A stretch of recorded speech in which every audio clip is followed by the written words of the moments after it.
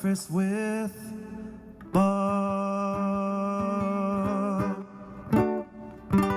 Hey everybody, Bob Babbitt here. We are brought to you by the PTO, Pro Triathletes Organization, Amp Human, VeloFix, Normatec, Form Goggles, UCAN, and our Challenged Athletes Foundation. Recently had an opportunity to talk to 11-time Ironman champion, Lisa Bentley. Lisa, how you doing? I'm good, thank you. How are you? I am wonderful. As somebody who's been involved with the pro triathlon scene, not just as an athlete, but as a representative for all these years, give me your thoughts on PTO and what they're bringing to the table. I am loving what they're bringing to the table. Obviously, I've been involved for a couple of years now trying to get the Collins Cup off the ground. So I've seen it from its infancy. And I think they've always been for the athletes, for building up the professionalism of our sport, trying to do more for professional athletes. That's been the goal from the very beginning. But I think it was really driven home this year in particular when the championship event, the Collins Cup, had to be postponed a year, and there was meant to be a prize purse for the year based on rankings. Yeah. And they ended up paying it out early because Wow. they knew that athletes would need that money. There's no races. Who knows what was happening with athlete sponsor contracts? Obviously, they're not making bonuses if they're not racing. And so that big purse that was going to be accumulating throughout the year to award to athletes at the end of the year, the top 100 men and top 100 women, they gave that out in April. And so that speaks volumes about what the organization's about. So that was pretty darn impressive. So when I first, when this COVID thing was spreading around and people were talking about respirators, one of the first things I thought of was someone like yourself who's compromised with cystic fibrosis.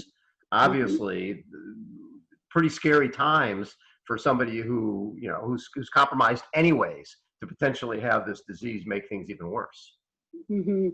Yeah, I was pretty nervous for sure, and I think I'm protected pretty well by the people around me. I had a lot of people close to me reach out, "How are you?" And the underlying tone was, "You have CF, like, are you okay?" And of course, Dave, my husband, is super protective of me, and he knows if he gets it, I get it.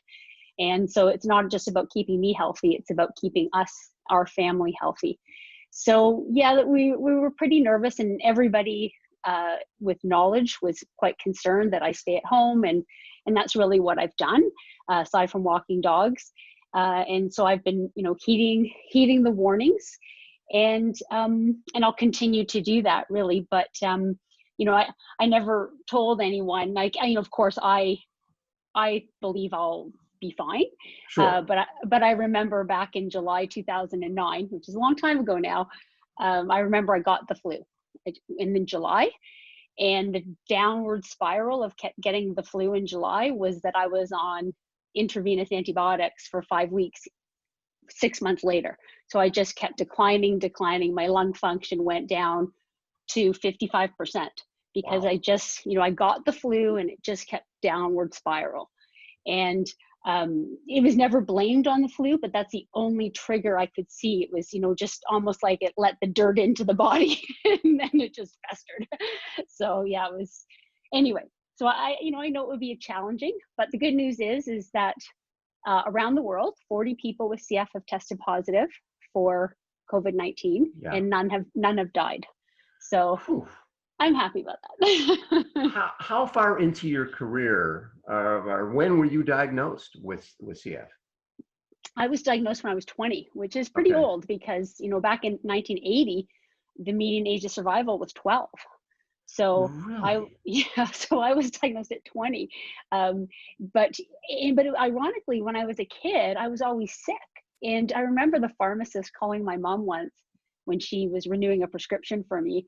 And he said, your daughter's been on antibiotics for 9 months, right? Like, you're doing another prescription. Or have you talked to the doctor about this? And that was just the status quo. The doctor said, I was an allergic kid. I should probably live in Arizona. You should have, no stuffed animals in the room, no quilts on my bed. Like, it was just the environmental friendly room kind of thing when I grew up. But, I was, as a kid, coughing up blood was a normal occurrence for me, but there was always an explanation. And it wasn't until I was 20 when actually it was my sister that got diagnosed with CF. She was unwell and they tested her for everything, tuberculosis, cancer, everything. And then at the last time, they did a sweat chloride test and she tested positive for cystic fibrosis. They went back then and tested myself and my brother, and we both had CF. Wow, so all the kids. 3 out of 4, yep. Wow, that is pretty amazing. And Yeah. at that point, you would run through high school and into college?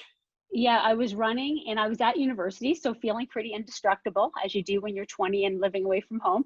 Right. And so I just was like, oh, fantastic. Now I'm going to get on the right antibiotics. That's that's how I looked at it, as this is Sure. great news.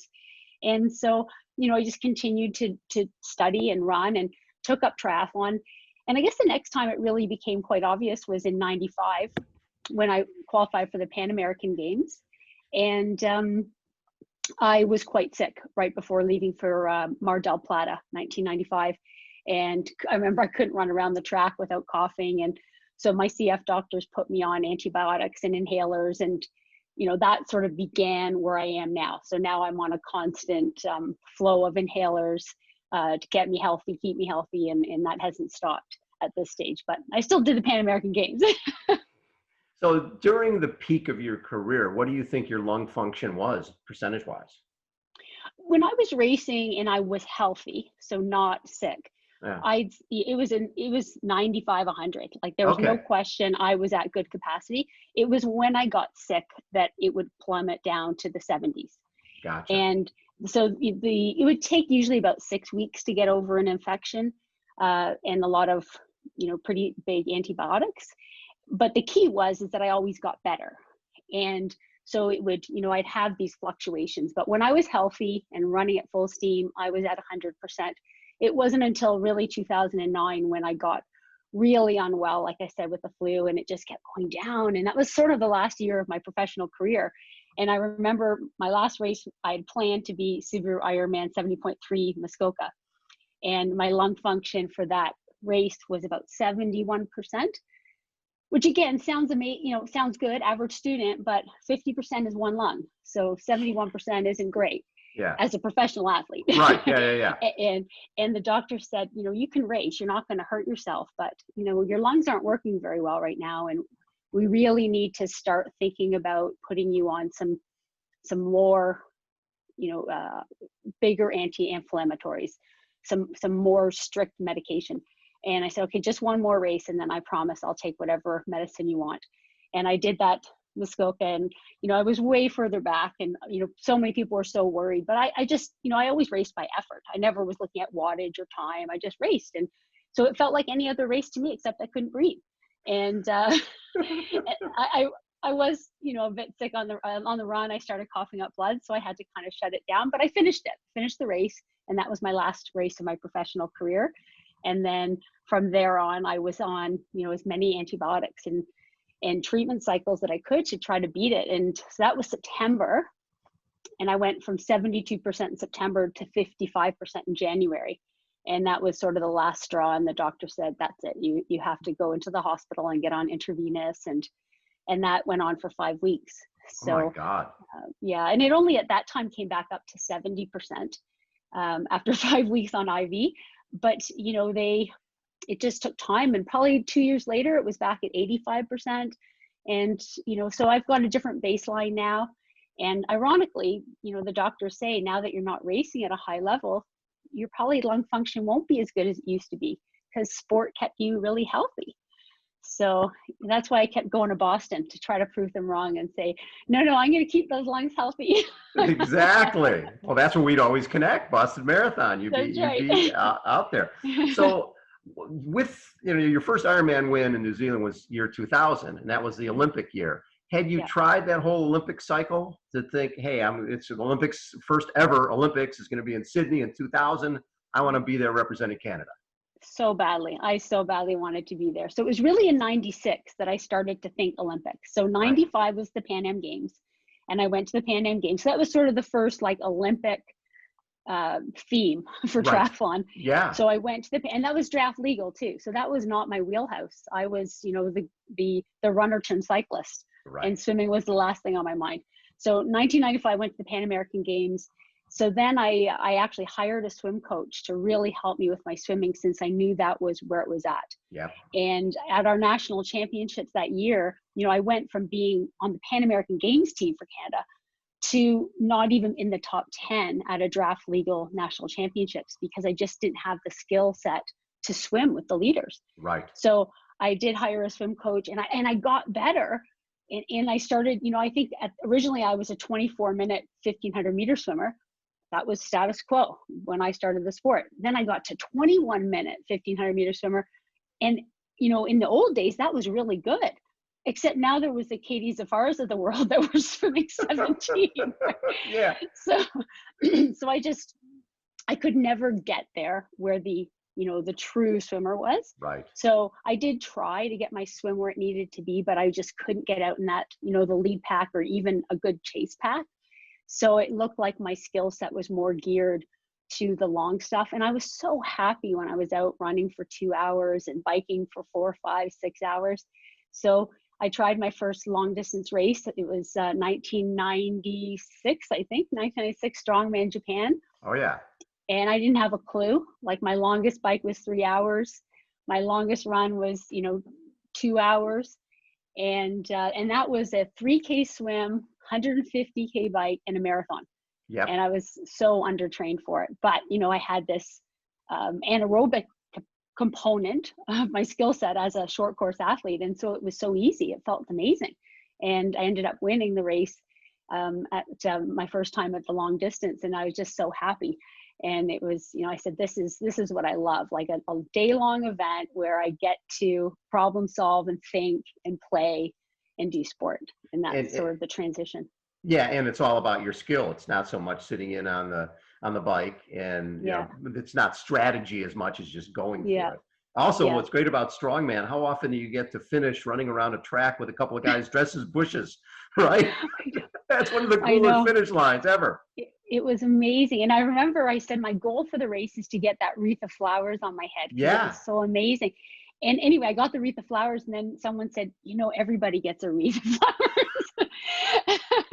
But not everybody gets to run in with the bushes. That's just right. the winners, right? Just the winners. It was I like amazing. That. Yeah. So your first Ironman win, New Zealand, and obviously you won that thing 2000 and 2001. So you had some good success there. Yeah. Winning your first Ironman, how cool was that? Amazing. It was always the goal. And that was 1999 was the year I resigned from teaching. So I was a full-time teacher, and I actually went to Ironman New Zealand in 1999 just by taking a few days off work, basically, because I was still a teacher. And, I had a really good race, but it was kind of flat. Like, I'd been on my trainer, my CompuTrainer. I hadn't been on the roads. And, I stepped aside from that race, and I said, if you really want to compete, you got to be biking outside. Like, you can't compete against the best women in the world. So it was in 1999, I stepped, away from teaching. And then I decided that I would, really throw both, all of me into it. And then I teamed up with Lance Watson as my coach, and we went to Australia for the winter in the year 2000. And I went kicking and screaming because I'm a complete homebody, and I love my little home environment, even if it is -20 and snowing. And off I went to Australia and worked with our team for 6 weeks.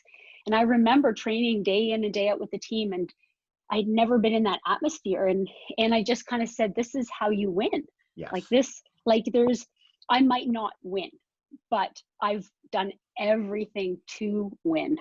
So if I don't win, that's life. But I've not left one stone unturned. And so I got into the race, and I had to completely visualize the entire race. And visualization and mental preparation was always a huge part of my game. I had to make up for my lack of talent, so I had to really think about it. And I remember, I knew the competition, and one of them was Shawn Welsh, who was an amazing athlete. And I visualized that I would catch her at 40 kilometers in the run. And, I visualized the entire race, and then it turned out she didn't start the marathon. And I ended up going into the lead at 20K in the run. And I was like, what do I do now? I didn't visualize having to run 22 kilometers by myself. With nobody to And chase. there was no one to chase. It was so boring.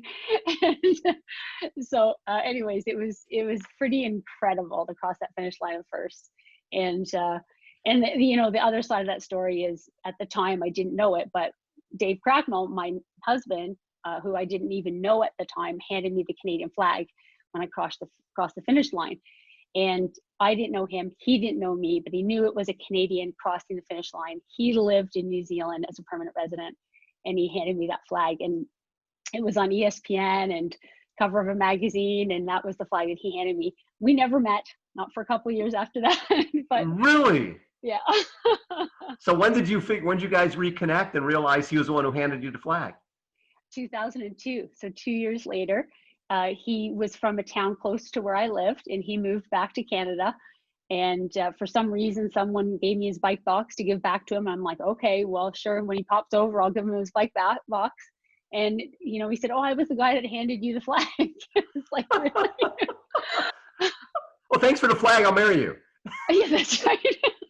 That's right. That sounds good. I like that. Yeah. That's a good pickup line. That's a great pickup line. I like that. So New Zealand 2 years in a row, Australia 2002, 2003, and then also 2004, 2005. And something about Australia, you seem to own that race, right? What was it about that race that was so good for you? Yeah, I love that race. I mean, part of me and who I am was, there was always the competition. And yes, I wanted to do my best and cross the finish line first if I could and put myself in a position to win. But I also really loved the environments I raced in. I like to be part of them. I wanted to take home more than just a trophy. And I really, there's something about Australia in that I love the people. I love the towns. It was difficult. I traveled on my own a lot. And so for me to really feel happy in a place, I had to almost become part of the community. And so every time I went to Australia, there was that part that happened. So I'd get into a routine there. I'd get my newspaper. I'd go to the grocery store. I'd find the local church. It was always around Easter that race was happening. So I really blended into the community, and it became really almost like a homecoming every time I went. And for me, that was a huge component of racing and strategy. So, when Ironman Australia was on the calendar, I just wanted to go back because I wanted to go visit my friends and my Aussie family. And you won it 5 times. And then winning in Canada for the first time in 2003, that had to be in your home country, pretty special. That was neat. That was my first Ironman, was Ironman Canada back in 96 or 7. I'm not sure what year it was. And I didn't win it that year. I was still learning. So to go back and win it was pretty huge for me to finally get it there in 2003. And remember, of course, Laurie Bowden was the dominant Canadian. She won it her first time the year that I did it my first time. And then she was always winning it from then on in. So finally I had an opportunity where she wasn't racing and I could actually go and win it. But Good move. It was neat. Yeah, that's right. Can you not race it this year? Well, yeah, we don't want you to be doing that. And then when you look at Ironman World Championships, you 9th, 6th, 6th, 5th, 4th, and then finally 2006 on the podium. That had to be unbelievable to be on the podium at the World Championship. Yeah, it was amazing. And Hawaii is, probably is my favorite race. It's probably the best race course for me. It's, you go out, you turn around, you come back. There's not a whole lot technical about it except holding onto your bike in the winds, which is not easy. Believe me, there was a lot of tears and struggle doing that. I like the heat. And so it was always, and I just love the environment. I love being warm. So it was probably my favorite place to race, probably the best race course for me. My challenge always was staying healthy. That was probably one of the races where I was always in the worst health. And that's where I was, I would say 50% of the time I was on antibiotics. And I think that really speaks to the difference between healthy and fit. So I was super fit, of course. It was a world championships. Right. And as soon as you get into that, you cross that line between healthy and fit, I was really, really fit, but my health would take the tumble because of the immune system being compromised. It only takes dropping a couple of pounds, and then all of a sudden your immune system kind of gets a bit compromised. You catch everything.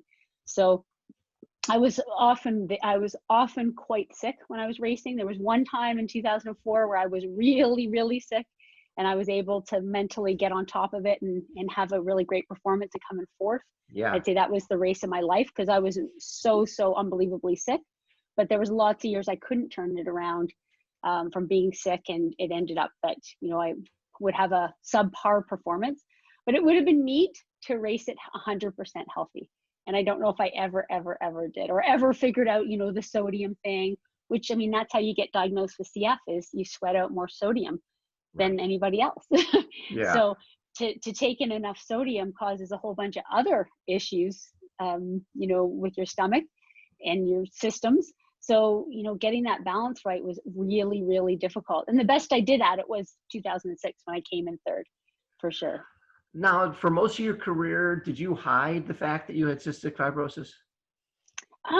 Early on, for sure. I mean, definitely when I went to the Pan American Games and I was really, really sick, no one knew I had CF. I remember actually at the games, Silken Laumann, who was a great Canadian rower and Olympian and an amazing human being, she ended up testing positive for a cough syrup, like really nothing. But it was so early on in the days of substances you were allowed or not allowed. And so it was a really minor infraction. And I remember that the team said, oh, we want to do a story on you, Lisa, with CF, because we need to take the focus off of what's going on with Silken Laumann.